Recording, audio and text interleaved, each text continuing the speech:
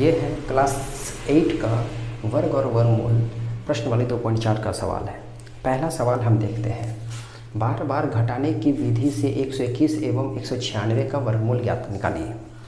121 और 196 का वर्गमूल निकालना है। हम चलिए 121 का निकालते हैं, ठीक है। और कैसे निकालना है? घटाने की, बार बार घटाने की विधि से। कैसे घटाएंगे हम? क्रमागत विषम संख्याओं से लगातार घटाते चलेंगे, तब तक घटाएंगे जब तक कि वो शून्य नहीं आ जाता है।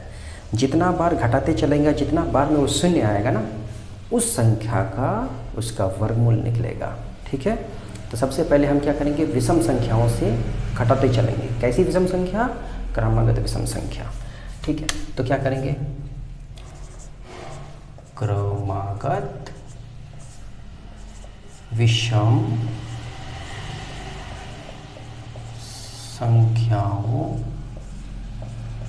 से घटाने पर, ठीक है।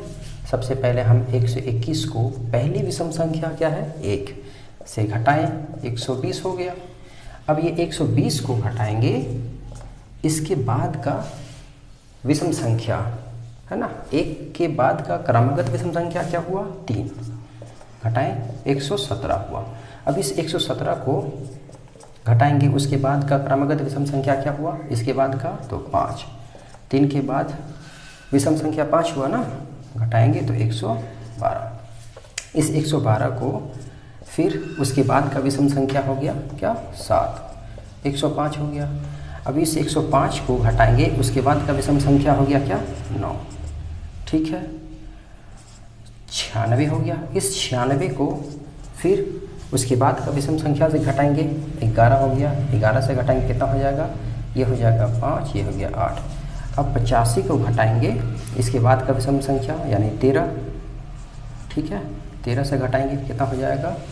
ये 2 हो गया, और 8 से 1 गया तो 7, 72। 72 को घटाएंगे, इसके बाद का विषम संख्या 15, ठीक है। ये हो गया 7, और ये हो गया 6 से 1 गया तो 5। 57 को घटाएंगे, अगली विषम संख्या हो गया 17, है ना। ये हो गया 0, ये 5 से गया तो 4। अब ये 40 को घटाएंगे, अगली विषम संख्या हो गया 19, है ना। 9 से 1, और ये 3 से गया तो 2। अब ये 21, और इसके बाद ये 21 को यहाँ लिखें, और 19 के बाद का विषम संख्या क्या हुआ? 21 हुआ, ठीक है। तो 21 माइनस 21 क्या हो गया? 0। हम क्या कहे थे? घटाव विधि में तब तक क्रमागत विषम संख्या से घटाते चलेंगे जब तक कि वह शून्य नहीं आ जाता। ये शून्य आया, कितनी बार में शून्य आया? 1, 2, 3, 4, 5, 6, 7, 8, 9, 10, 11 बार में। अतः 11 बार में शून्य आया, 11 बार हम घटाते चले तब जाके शून्य आया। तो हम 121 का वर्गमूल बराबर लिखेंगे क्या? 11, ठीक है। जितना बार घटा करके, जितना बार क्रमागत विषम संख्या से घटाने पर शून्य आता है ना, उसी का उस संख्या का वर्गमूल होता है। अर्थात 121 का वर्गमूल क्या हो जाएगा? 11, ठीक है। इसी तरीके से 196 का भी होगा, ठीक है।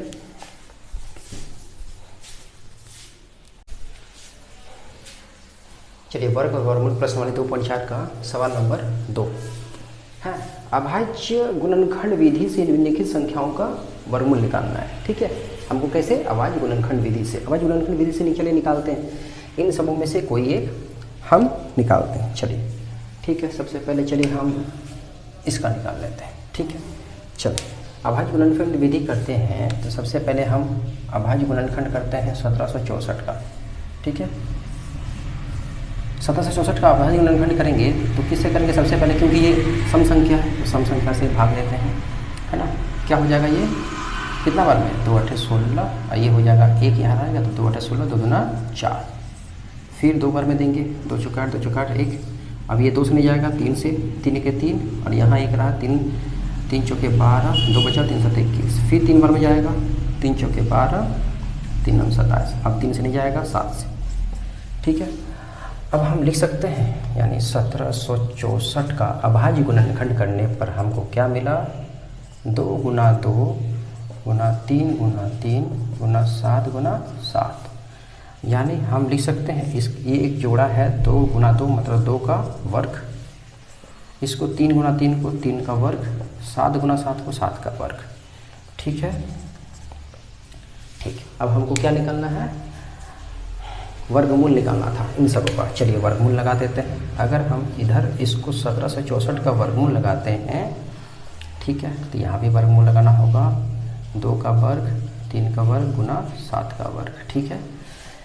अब हम लोग पिछले क्लास में पढ़े हैं कि अगर यदि है ना a का वर्ग गुना b का वर्ग होता है तो हम लिख सकते हैं a गुना b का वर्ग लिख सकते हैं, ठीक है। चलिए लिखते हैं, इस तरीके से हम लिख सकते हैं 2 गुना 3 गुना 7 का वर्गमूल, ठीक है। अच्छा, ये वर्गमूल मतलब हम लिख सकते हैं इस वर्गमूल को हटा कर ऐसे लिख देंगे तो कोई दिक्कत है ना, कोई दिक्कत नहीं। अब देखिए ये दो कट जाएगी तो बचा क्या, 2 गुना 3 गुना 7, यानी दोस्त ये 6 6 7 42, यानी 1764 का वर्गमूल जो होगा कितना होगा, 42 होगा। इसी तरीके से हम और एक को क्वेश्चन को करके दिखा लेते हैं, देख लेते हैं। 8281 का भी चलिए देख लेते हैं। चलिए 8281 इसका वर्गमूल करते हैं, अभाज्य गुणनखंड करते हैं, ठीक है। अभाज्य गुणनखंड करते हैं तो ये हो जाएगा, पहला 3 से नहीं जा रहा है यानी 7 से जाएगा, ठीक है। 7 1 के 7, ठीक है। यहाँ हो जाएगा 1 7 दूने 14 नहीं होगा, 7 1 के 7, यहाँ 5 बचा, 7 8 56, 2 बचा, 7 21, ठीक है। फिर 7 से जाएगा, 7 1 के 7, यहाँ 4 बचा, 7 6 के 42, 7 6 के 42 होगा, ठीक है। यहाँ बच गया 6, 7 नंबर 63। अब ये देखिए 13 से भाग जाएगा, ठीक है, तो 13 का पहाड़ा 13, ठीक है। तो हम लिख सकते हैं 8281 को लिखते हैं 7 गुना 7 13 गुना 13, ठीक है। तो अतः 8281 का वर्गमूल करेंगे तो क्या लिख सकते हैं, इसका जोड़ा 7 का स्क्वायर और ये 13 का स्क्वायर, ठीक है। अभी हम जो रूल जानते हैं a का स्क्वायर गुना b का स्क्वायर, यानी a गुना b का स्क्वायर होता है, तो हम इसको लिख सकते हैं 7 गुना 13 का स्क्वायर का रूट अंडर हटाएंगे, ठीक है। तो रूट अंडर हटाते हैं, 7 गुना 13 का स्क्वायर, रूट अंडर हटा दिए तो पावर में 1/2, ठीक है। ये दो कट जाएगा तो 13 7 91, यानी 8281 का वर्गमूल कितना होगा, 91, ठीक है। चलिए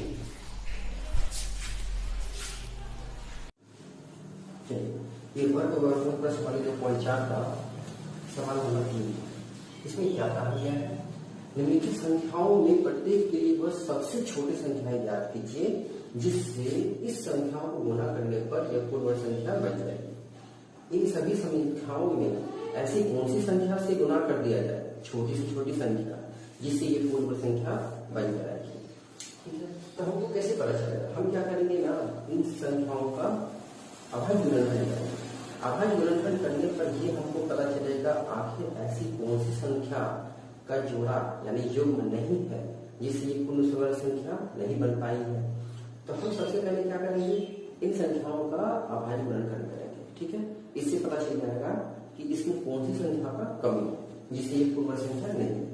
चलिए हम बनाते हैं 1458, ठीक है। इस प्रश्न को हम हल करते हैं। सबसे पहले हम क्या करेंगे, 1458 का अभाज्य गुणनखंड करेंगे, ठीक है। 2 से करेंगे 2 से 74, ठीक है, और 2 गुना 4, 2 नंबर 18, ठीक। फिर 2 से नहीं जाएगा, 3 से जाएगा, ठीक है, 3 गुना 6, 3 चौके 12 और 3 से 9, ठीक। फिर 3 से जाएगा, 3 8 24, 3 के 3, फिर 3 से 27 होते हैं, फिर 3 से 9, फिर 3 से 3 के, है ना।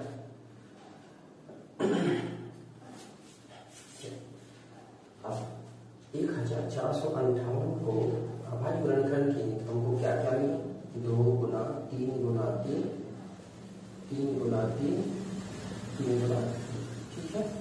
हम यहाँ देख पा रहे हैं 3 का युग्म है, यहाँ भी 3 का युग्म है, यहाँ भी 3 का युग्म है, लेकिन 2 का युग्म नहीं। हम लिखेंगे यहाँ का अभाज्य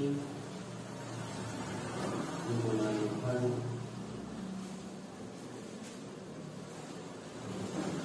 करने पर 2 का युग्म नहीं है, तो हम क्या करेंगे, 1458 में 2 से गुना करने पर वह वर्ग संख्या बन जाएगा, ठीक है। अर्थात सबसे छोटी संख्या क्या हुआ, 2, ठीक है। और साथ ही साथ हमको क्या निकालना है, गुना करके क्या आ जाएगा,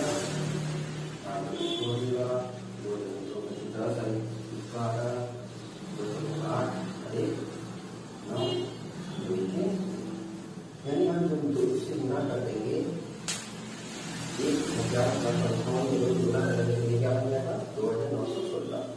अब इसका वर्गमूल निकालेंगे, क्योंकि हमको बोला है ज्ञाति की संख्या का भी वर्गमूल प्राप्त करना, ठीक है। चलिए 1916 का वर्गमूल करेंगे तो क्या हो जाएगा, है ना। इसमें जो करना है यहाँ 2 से घटाते हैं, 3 गुना 3, 3 गुना 3, 3 गुना 3, ठीक है। यहाँ 2 का वर्ग, 3 का वर्ग, 3 का वर्ग, ठीक है। अगर यदि हम यहाँ से निकालें तो क्या हो जाएगा, 2 गुना 3 गुना 3 गुना, यहाँ क्या हो जाएगा, 2 3 6 18 यानी जो ज्ञाति की संख्या का वर्गमूल था, यानी 2916 का वर्गमूल कहा था, वो कितना है, 4, ठीक है।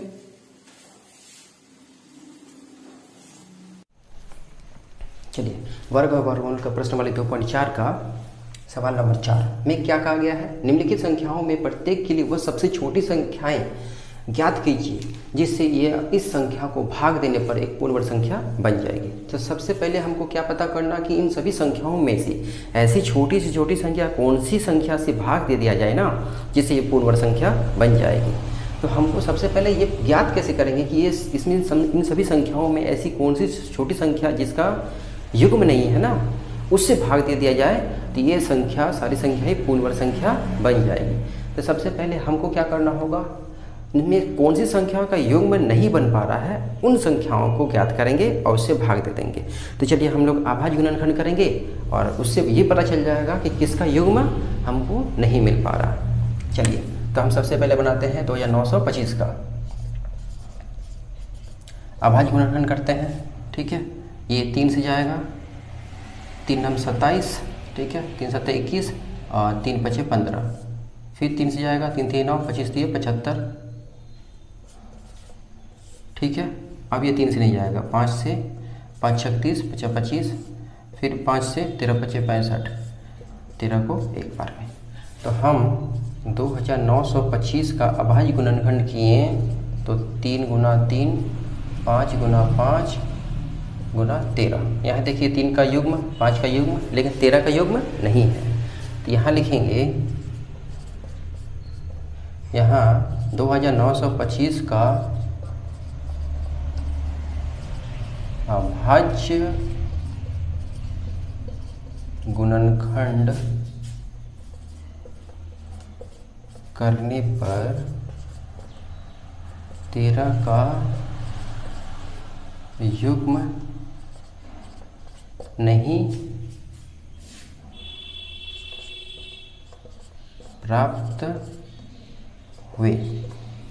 तो हम क्या बोलेंगे, अर्थात 2009 को 2925 को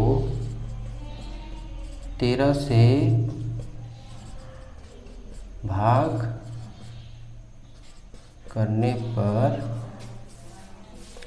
वह एक पूर्ण वर्ग संख्या बन जाएगी। ठीक है, चलिए इसको भाग देते हैं। 2925 को हम भाग देते हैं किससे, 13 से। भाग देने पर वो क्या बन जाएगा, देखिए या 25 दिए 75, 75 दिए ये हो जाएगा 25 दिए 75, 225 हो जाएगा। ठीक है, 25 9 225। और हमको जो ज्ञात की गई संख्या का वर्गमूल भी ज्ञात करना है। ठीक है, तो 225 का वर्गमूल जो होगा कितना हो जाएगा, 3 गुना 3 5 गुना 5, तो 3 का स्क्वायर 5 का स्क्वायर, ये क्या हो जाएगा 3 गुना 5 का स्क्वायर हो जाएगा। और ये वर्गमूल हटाने पर क्या हो जाएगा, गुना पे 1/2, ये 2 2 कट गया। ठीक है, तो ये 5 दिए 15, यानी कि 225 आया, जो संख्या का हमको 13 से भाग करने पर जो संख्या आया 225, उसका वर्गमूल करने पर क्या प्राप्त हुआ, 15। ठीक है,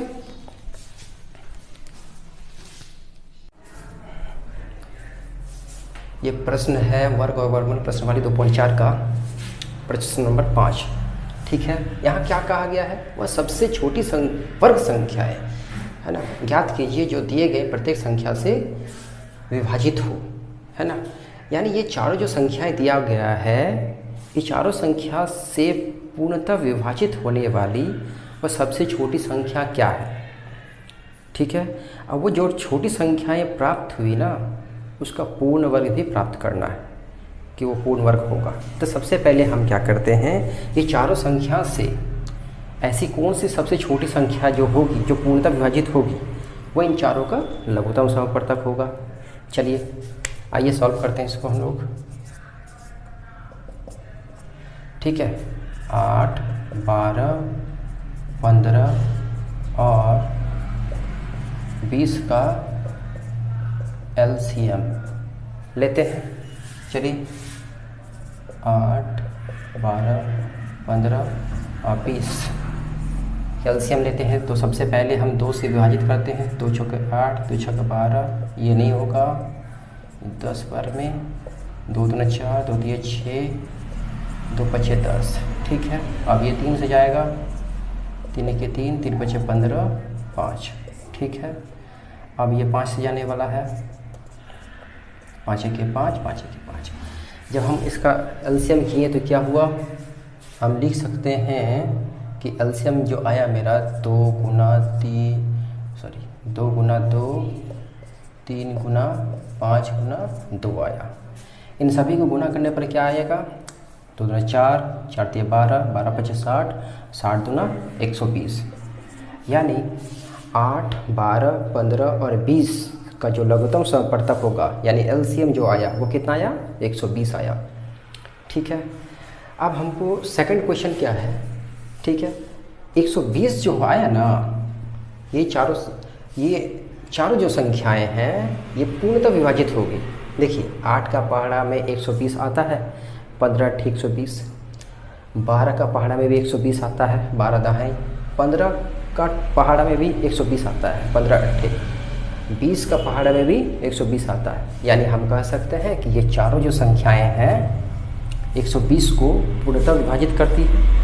तो प्रथम जो पार्ट है वह सबसे छोटी संख्याएं याद कीजिए जो दिए गए प्रत्येक संख्या से विभाजित होती है। तो प्रत्येक संख्या से विभाजित तो होती है, लेकिन हमको पता क्या करना है, वर्ग संख्या भी पता करना है। ठीक है, चलिए आइए वर्ग संख्या हम लोग पता करते हैं। तो चलिए हम अभाज्य गुणनखंड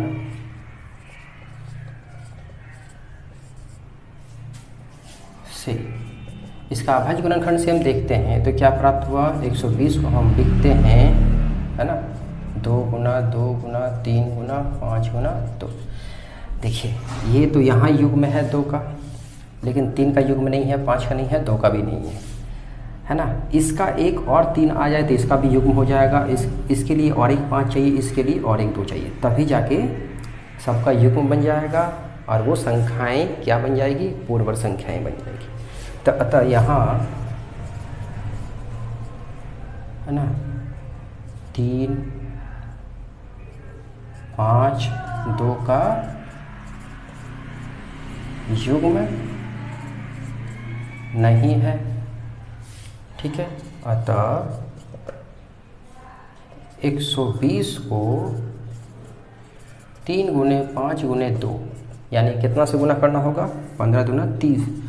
120 को कितना से गुना करना होगा, एक 3 और चाहिए, एक 5 चाहिए और एक 2 चाहिए, अर्थात 30 से गुना करना होगा। किसको, 120 को, है ना। तो 120 को 30 से गुना करने पर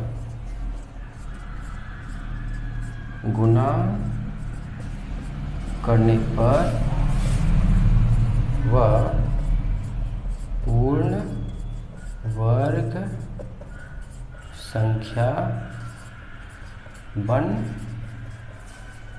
जाएगी। ठीक है, तो वर्ग संख्या है ना, वर्ग संख्या क्या होगा, वर्ग संख्या बराबर क्या हो जाएगा, 120 गुना कितना 30, यानी कितना हो जाएगा, 12 36 यानी 3600 आएगा। अब देखिए 3600 एक पूर्ण वर्ग संख्या भी है और 8 से 12 से 15 से 20 से ये चारों संख्या से पूर्णतः विभाजित भी होगी। यानी मेरा जो पूर्ण वर्ग संख्या जो होगी वह सबसे जो छोटी वर्ग संख्या जो होगी वो क्या होगा, 3600 होगा। ठीक है,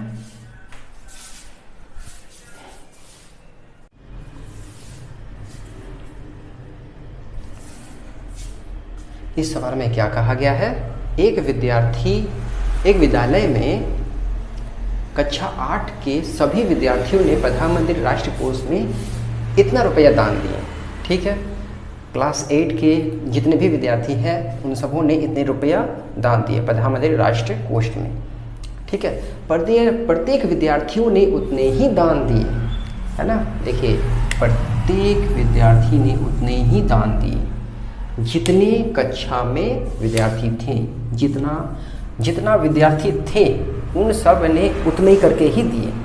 मान लेते हैं अगर यदि उस क्लास 8 में अगर यदि मान लीजिए 10 विद्यार्थी थे, मान लेते हैं कुल विद्यार्थी कितना थे, मान लेते हैं 10 थे, तो सब ने प्रत्येक ने कितना रुपये करके दिए हैं, 10 रुपये करके दिए हैं। ऐसा यहाँ सवाल में कहा गया है। तो अगर यदि हम पूछे बताइए कुल रुपया कितना होगा, तो इन दोनों को गुना कर देंगे ना। ठीक है, तो यानी 100 रुपया होगा। ऐसा ही कुछ सवाल में यहाँ कहा गया है। ठीक है, कि हमको यहाँ पता नहीं है कि कितना विद्यार्थी है। ठीक है, तो हम क्या करेंगे कि कुल विद्यार्थी को हम मान लेते हैं x। ठीक है, माना विद्यार्थियों की संख्या x है, मान लेते हैं उस विद्यालय में विद्यार्थी कितना है, x है। तो प्रत्येक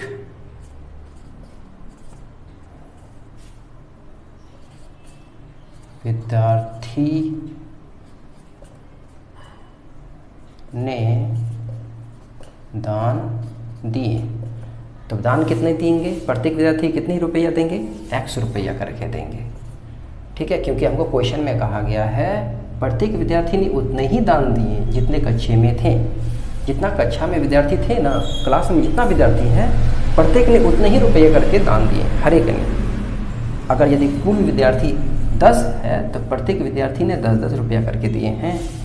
ठीक है, तो इस आधार पर हम लिख सकते हैं हर एक विद्यार्थियों की संख्या कितना है, x है। सबों ने कितने रुपये करके दिए हैं, x रुपया करके। तो इन दोनों को गुणनफल करने पर जो उत्तर आएगा ये 1764 के बराबर आएगा। ठीक है, यानी x गुना x, x का वर्ग। ठीक है, ये किसका वर्ग है हमको पता करना होगा। चलिए इसका हम लोग अभाज्य गुणनखंड करते हैं। 2 से विभाजित हो जाएगी, 2 8 16, 2 8 16, 2 दूना 4, फिर 2 से जाएगा, 2 चौके 2 चौके 2। ये 441 21 का वर्गमूल है, तो 21 बार में हो जाएगा। ठीक है, यानी हम लिख सकते हैं 2 गुना 2 गुना 21 गुना 21। ठीक है, इसका हम अगर वर्गमूल लगा देते हैं तो इधर भी वर्गमूल लगाना होगा।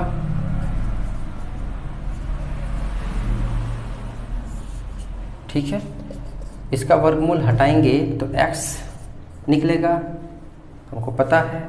और यहाँ देखेंगे 2 का वर्ग और यहाँ 21 का वर्ग। ठीक है, इसको हम लिख सकते हैं 2 गुना 21 का स्क्वायर का वर्गमूल। इस वर्गमूल का मतलब हम जानते हैं, इस वर्गमूल का मतलब हम जानते हैं, इस वर्गमूल का मतलब क्या होता है, पावर में 1/2। और ये 2 कट जाएगी, तो 21 दूना क्या होता है 42, और x 42 है, यानी विद्यार्थियों की संख्या कितना है, x है, यानी विद्यार्थियों की संख्या कितना हो जाएगा 42। ठीक है, और प्रत्येक विद्यार्थी ने कितने दान दिए, 42 रुपये करके दिए भी। ठीक है, हम आशा करते हैं समझ में आ गया होगा।